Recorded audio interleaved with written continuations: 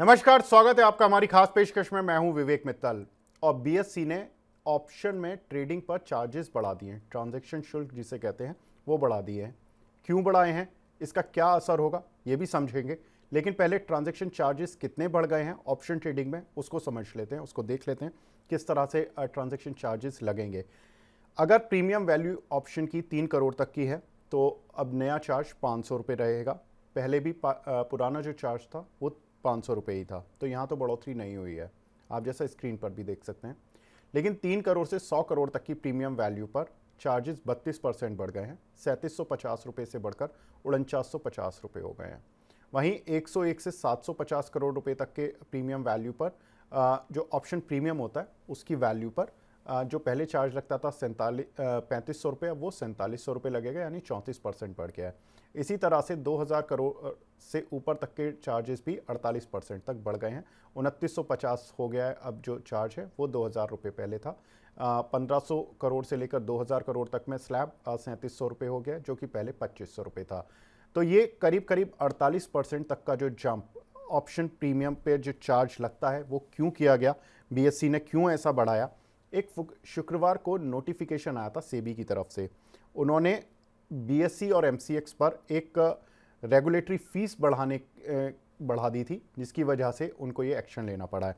Regulatory fees में क्या किया सेबी ने, रेगुलेटरी फीस बढ़ाई, साथ ही सेबी ने कहा कि जो पहले भी आपने फीस कम दी है उस पर भी 15% ब्याज के साथ पेनल्टी के साथ आप पे करें। तो करीब 100 करोड़ रुपए का दंड बीएसई के ऊपर आ गया है। अब बीएसई का शेयर जब शुक्रवार को नोटिफिकेशन आया, जब मंडे को मार्केट खुला तो बीएसई का शेयर 19% तक गिर गया था।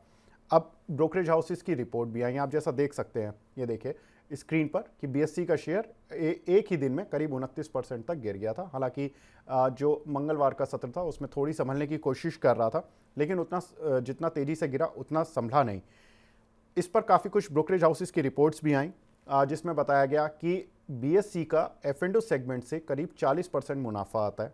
साथ ही अगर देखें तो चार्ज बढ़ने से बीएसई की जो अर्निंग पर शेयर है उसमें करीब 15 से 20% की कटौती हो सकती थी।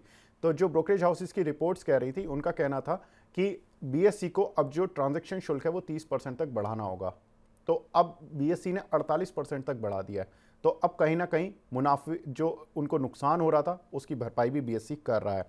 अगर हम देखें तो जो ईपीएस है, अर्निंग पर शेयर जिसको बोलते हैं, अब उसको सहारा मिलेगा, क्योंकि हमने देखा था कि मंडे के सत्र में जो मार्केट में बीएसई का शेयर पिटा था, उसका कारण ही ये था कि उसकी जो अर्निंग पर शेयर थी वो 15 से 20% ब्रोकरेज हाउसेस मान रहे थे कि गिर जाएगी। लेकिन अब चूंकि बीएसई ने वो पूरा बर्डन पास ऑन कर दिया कस्टमर पर, तो कहीं ना कहीं उसकी अर्निंग पर शेयर को सहारा मिल जाएगा।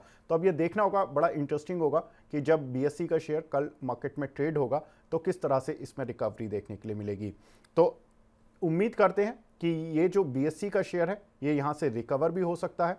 और दूसरा, जो ये ट्रांजैक्शन शुल्क है, इससे जरूर आप अगर बीएसई के सेंसेक्स और बैंकेक्स में ट्रेड करते हैं तो आपको शुल्क ज़्यादा देना होगा, क्योंकि बीएसई ने ट्रांजैक्शन कॉस्ट बढ़ा दी है। तो कुल मिलाकर ये कह सकते हैं कि बीएसई पर जो दंड लगा वो कस्टमर पर पास ऑन हुआ, और बीएसई की अर्निंग पर जो डेंट लगने वाला था वो लगेगा नहीं, कुछ हद तक क्लियर आउट हो जाएगा, और उसका जो एक पास ऑन इम्पैक्ट है वो उसके शेयर प्राइस पर पड़ता हुआ दिखाई दे सकता है। तो फिलहाल इस पेशकश को यहीं पर समाप्त करते हैं। नमस्कार।